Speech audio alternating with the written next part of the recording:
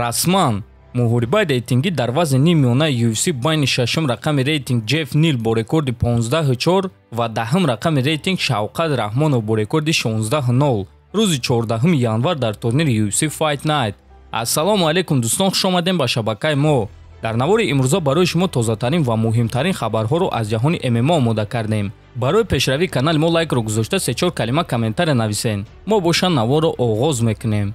дӯстон, барои шумо беҳтарин хабар. акнун шумо метавонед аз ширкати шифофармо ҳама намуд доруҳои гиёҳиро бо нархи арзон ва сифати олӣ дастрас кунед. доруҳо барои хароб ва фарбешавӣ, дарди дил, дарди меъда, пастаҳо барои хунукзадагӣ, барои қавӣ кардани мардонагӣ, барои шахсоне ки фарзанд ёфта наметавонанд, равғани усма, хелба, равғани сиёҳдона барои ҳамаи дардҳо, шампунҳои гиёҳӣ.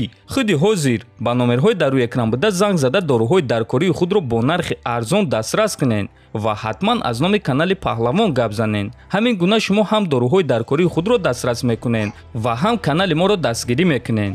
ситораи нави вазни сабуки UFC Пэдди Пимблет гуфт ки кай ба октагон баргаштан мехоҳад. ман рӯзи 10 декабр дар турнири UFC 282 ҷангидан мехоҳам. танҳо ман намедонам ки рақиби ман кӣ мешавад. мебинем ки кадоме аз ҷанговарҳо ҷуръат мекунад ки зидди ман ба ҷанг барояд.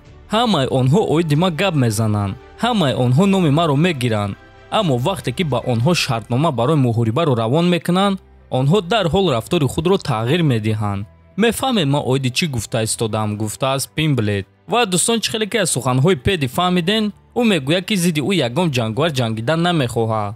бояд қайд кард ки Пэдди Пимблет дар вазни сабуки UFC баромад мекунад ва дар ташкилоти UFC ӯ ҳоло ягон маротиба мағлуб шудагӣ нест. чемпиони пешинаи UFC дар вазни 61 кг Пётр Ян дар муҳорибаи Чарлз Оливейра ва Ислам Махачев прогнози худро дод. муҳорибаи хеле шавқовар. дар ин ҷо чунин лаҳза аст ки киро мешиканад. ман фикр мекунам ки ин муҳориба дар якум ё дуюм раунд ба анҷом намерасад. ба фикри ман ин муҳориба 3.5 ё 4 раунд идома медиҳад. чашмони Чарлз Оливейра хуб намебинанд ва ӯ зарбаҳои хеле зиёд сар медиҳад. ӯ бо рақиб рӯбарӯ истода зарбазанӣ мекунад ва дар чунин ҳолат метавонад ки ягон зарбаи вазнин сар диҳад. муҳорибаи хеле шавқовар, аммо ба ҳар ҳол ман ба ғалабаи Махачев боварӣ дорам, гуфтааст Пётр. ҳамчунин дӯстон, худи Ислам Махачев шаби гузашта гуфт ки аз ин муҳориба ва аз Чарлз Оливейра чӣ интизор аст. ман хеле ва хеле дар ҳаяҷонам, чунки орзуи ман наздик аст. мефаҳмед, ин лаҳза аллакай наздик аст. ба наздикӣ ман чемпион мешам. Чарлз рақиби хеле хатарнок аст. ӯ доимо рақибони худро фавран шикаст медиҳад ва ӯ ҳам дар стойка ва ҳам дар замин хатарнок аст. ман тайёрам ки ҳам дар стойка ва ҳам дар замин ҷангам. барои ман ин чиз муҳим нест. ман ин муҳорибаро аз ҳама санҷиши вазнин дар карьераи худ намешуморам. шояд ман ҷанговарҳоеро шикаст додагим ки малакаҳои онҳо зиёдтар буданд. ҳозир ӯ дар UFC аз ҳама ғалабаҳои фаврани зиёд дорад ва ҳадафи ман ӯро куштан аст. ман ин рекорди ӯро мегирам, гуфтааст Махачев. ва дӯстон, баъди ин интервю Ислам дар твиттери худ боз чунин суханҳо навишт. то муҳориба 2 ҳафтаи дигар монд, аммо Чарлз ва дастаи ӯ то ҳол дар Абу-Даби нестанд. оё ман хавотир шавам ё не, навиштааст Махачев.